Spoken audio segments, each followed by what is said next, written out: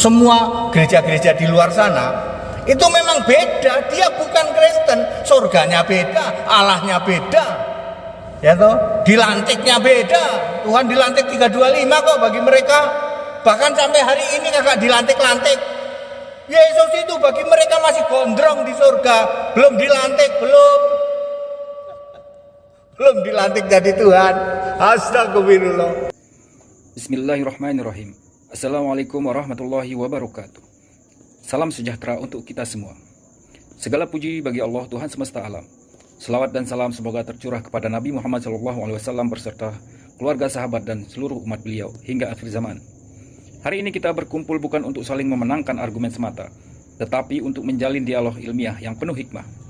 Dengan semangat mencari kebenaran, saling memahami dan menghormati keyakinan masing-masing. Mari kita simak bersama. Pertanyaan pertama, Bapak Pendeta, bagaimana cara praktis menjelaskan Trinity kepada orang bukan Kristen? Ada banyak orang yang bertanya, kenapa kok Allahmu ada 3? Itu bukan, bagaimana kita bisa menjelaskan? Ada orang pernah tanya sama saya begini, Pak, tolong jelaskan pada saya Tritunggal. Kalau saya mengerti, saya akan jadi Kristen. Saya bilang nggak bisa. Kenapa? Karena orang hanya bisa mengerti kalau Roh Kudus mencerahkan dia. Tapi Roh Kudus baru diberikan orang kalau orangnya orang percaya. Jadi kalau dia percaya, dia akan diberikan Roh Kudus. Kalau Roh Kudus diberikan pada dia, maka pikirannya dicerahkan. Waktu dia baca kitab suci, dia mengerti. Tanpa Roh Kudus tidak bisa. Jadi kamu harus punya Roh Kudus. Baru saya jelaskan bagaimana cara kamu punya Roh Kudus. Kamu harus percaya Yesus dulu, baru saya jelaskan. Nanti kamu mengerti. Allah itu ya kan? 3 tapi 1, Tritunggal Maha Esa, Tritunggal Maha Kudus. Itu fakta atau fitnah? Bagi Katolik and the gang, Katolik, Protestan, Karismatik, Mormon, Advent and the gang, ya, Allah itu Tritunggal Maha Kudus. Maha Kudus apa Maha Sesat ya? Maha apalagi? Ya, pokoknya itulah 3 tapi 1. Itu adalah fakta. Tapi bagi Kristen fitnah. Sebab Allahnya orang Kristen 1. Ya, Yohanes 5 ayat 44. Esa 1, Matius 27, Matius 19 ayat 17. Esa Yohanes 5 ayat 44. Roh Yohanes 4 ayat 24. Maha hadir Ibrani 4 ayat 15. Punya nama Yesus Kristus, ya, Wahyu 1 ayat 8. Jadi Allah itu Tritunggal. Bagi kelompok Katolik dan the gang itu fakta. Bagi Kristen fitnah. Ada banyak lagi. Surga, Bapak Ibu, surganya Katolik juga beda sama surganya Kristen. Ya, ini saya memberi edukasi ya. Saya memberi edukasi dalam Bingkai Indonesia Pancasila loh, ya. Supaya kita tahu, lah memang beda kok. Ya. Katolik, Protestan, Karismatik, Mormon, Advent, Oneness, Yesus Only, semua gereja-gereja di luar sana itu memang beda. Dia bukan Kristen, surganya beda, Allahnya beda. Ya toh, dilantiknya beda. Tuhan dilantik 325 kok bagi mereka, bahkan sampai hari ini kagak dilantik-lantik. Yesus itu bagi mereka masih gondrong di surga, belum dilantik, belum dilantik jadi Tuhan. Astagfirullah. Supaya semua ngerti ya. Oh, Tritunggal itu bagi Katolik dan teman-temannya fakta, tapi bagi Kristen fitnah. Nama saya Jesslyn Thea Lestari, saya sendiri adalah seorang Cindo, saya dari kota Pontianak, kelahiran Pontianak. Kenapa kita masih percaya Tuhan? Terus kenapa Tuhan kita harus ada 3? Nah, itu coba bisa. Nah, kenapa Tuhan kita harus ada 3? Karena penjelasan yang paling normal adalah Tuhan, bisa Allah Bapa adalah penguasa semesta langit dan bumi, betul? Kita menyembah Allah Bapa karena Allah Bapa memang pencipta langit dan bumi. Oke, fine, I can accept. Yesus Kristus, kenapa kita masih percaya Yesus Kristus sebagai bagian dari Tritunggal, tapi kesatuan satu? Karena Yesus Kristus telah berkorban, anak Allah. Dengar ya, anak Allah. Tadi Allah Bapa, nah ini sekarang anaknya. Anaknya turun ke dunia ini untuk disalibkan dan dijadikan kutuk karena dosa kita. Dosa umat manusia menjadi kutuklah anak Allah ini, dan saat anak Allah disalibkan, kutuk kita terhapuskan dan berserah dengan dosa-dosa kita, karena diserap lah, istilahnya kayak diserap like magnet. Oke nggak? Oke lah, fine. Kata ajaran kasih kan, fine, oke, fine. Sekarang kita masuk ke Roh Kudus. Roh Kudus adalah katanya roh yang yang akan menghinggapi kita ketika kita hidup di dalamnya jalan Yesus Kristus, dalam ajaran Yesus Kristus. Ketika kita percaya Yesus Kristus, akan ada Roh Kudus yang hidup bersama dengan kita. Pertanyaan saya mulai keluar, saya udah mulai nggak terima nih. Kayak gini, jadi kalau roh saya keluarin, terus masukin Roh Kudus, bisa hidup nggak? Kan sama-sama roh, saya roh manusia, saya ngaku saya manusia nama Jesslyn. Nah coba nih, saya di stop jantungnya, terus dibilang saya kan percaya dengan Yesus, saya percaya, saya ini, dan saya yakin 100%. Coba hentikan jantung saya, replace Roh Kudus aja di dalamnya, bisa nggak? Nah kalau nggak bisa, kenapa kita harus punya Roh Kudus? Emang roh kita nggak cukup? Terus pertanyaan saya, bagaimana jutaan orang di dunia ini yang lainnya nggak punya Roh Kudus? I see they live it fine, mereka baik kok. They did a good things. I see it by my own eyes. Mereka berdoa dan bersabda setiap saat. Berarti apa penjelasan Roh Kudus? Roh yang menyertai kita. Dan kedua, gimana cara saya validasi? Ini Roh Kudus atau roh setan? Sama-sama roh kan?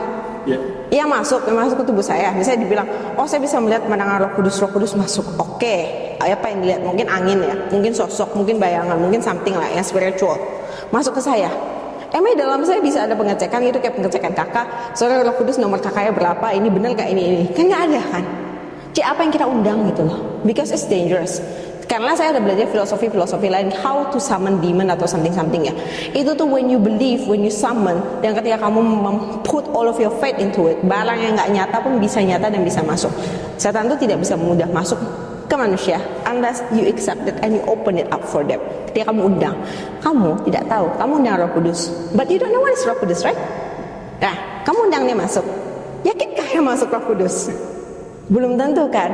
Nah jadi dalam konsep itu saya sudah terpecahkan. Saya memang gak percaya dengan konsep-konsep Roh Kudus, karena menurut saya kita punya roh manusia kok. Harusnya roh yang dibimbing itu roh kita. Pastikan roh kita itu tuh bukan roh-roh yang sangat suka untuk berdosa. Pastikan bahwa hati nurani kita itu selalu berusaha untuk melakukan yang baik, berusaha untuk memperbaiki jika kalau kita salah kan.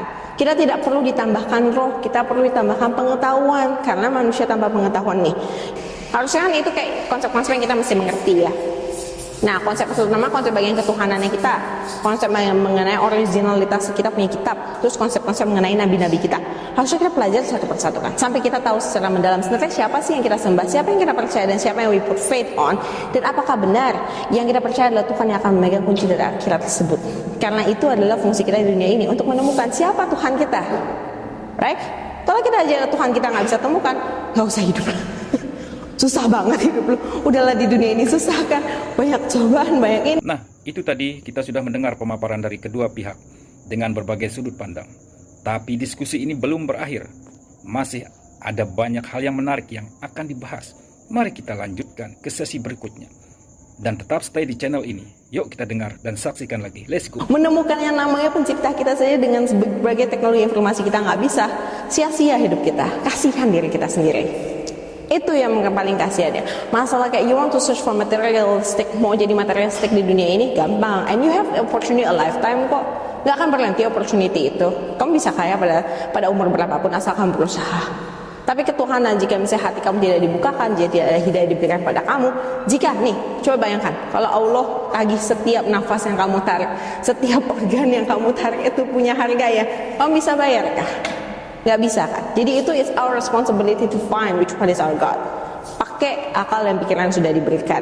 Nah, dari akal pikiran yang sudah diberikan itu ada statement-statement dari agama saya sebelumnya itu untuk seperti di pause gitu, di blockade. Jadi seperti ada blockade di mana you must follow, you must follow, you must follow. We are not angels. We are not angels and you're not God gitu loh. See the comparison ya. Kalau angels and God, yes. Angels tidak punya pilihan lain selain obey. Kita tuh human. Human yang diberikan pikiran, kemampuan pikiran kita dan hati. Dua hal itu haruslah dipergunakan agar kita menjadi manusia yang sempurna di mata Allah. Betul? Nah, kan Kan kita bukan angels, kita nggak harus obey. It's okay to ask question because we have mind, right? It's okay to analyze things karena memang harus segala sesuatu itu masih dipikirkan supaya hal itu benar-benar membuahkan hal yang positif. Dan jangan sampai misalnya ada bahaya, kalau kamu tidak pikirkan, kamu tidak akan mendapatkan warning signs-nya. Itu yang harusnya kita dapat di hidup ini. Supaya kenapa? Dengan melakukan hal itu saja hidupmu akan lebih mudah gitu loh. Kita tidak akan mudah terjumus dengan masalah-masalah hubungan duniawi itu secara duniawi ya. Apalagi secara akhiratnya. Secara akhiratnya we have to believe bahwa Allah itu sudah menetapkan jalan hidup kita seperti apa. Itu yang mesti kita percaya dulu. Nah, in order for us untuk bisa percaya itu, kamu mesti tahu Allahmu yang mana. Mana Tuhanmu dulu. Kalau Tuhanmu semuanya aja kamu cap cip. Mau gimana jalan hidupmu bisa benar? Mau satu orang punya 5 gitu jalan hidupnya nggak mungkin kan? Nah itu yang harus we find as a human being gitu loh. Jadi kenapa I question my previous religion which is Christian? Karena jawaban-jawabannya tidak terjawab.